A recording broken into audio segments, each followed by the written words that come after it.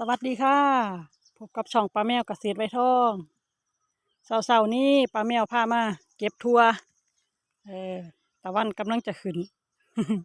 ป้าแมวพามาเก็บทั่วฝักยาวพุ่นน่ะได้หลายแล้วมื้อนี้งดเก็บแตงกวาเพราะว่าเป็นช่วงปลายผลผลิตแล้วหลังจากบ่เก็บแตงเขาก็มีทั่วให้เก็บยังอีกหลายอยู่เด้อป้าแมวหากอยากพามาเบิ่งผลผลิต เฮาบ่เน้นฉีดยาบ่มีสารเคมีปลอดภัย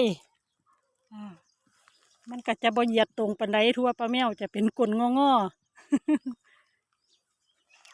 โอ้ยงามนี่ก็ลูกค้าก็รออยู่ทางบ้านหุ่นป้าแมวออกมาเก็บแป๊บเดียวว่าซั่นแต่ว่าเห็นอันทั่วงามกันเลยฟ้าวกันเลยบ่เป็นฟ้าวกันเลยอยากถ่ายคลิปมาสู่เบิง ใครชอบคลิปนี้ก็กดไลค์กดแชร์กดติดตามเป็นกำลังใจให้ป้าแมวเนาะจ้ะสวัสดีค่ะ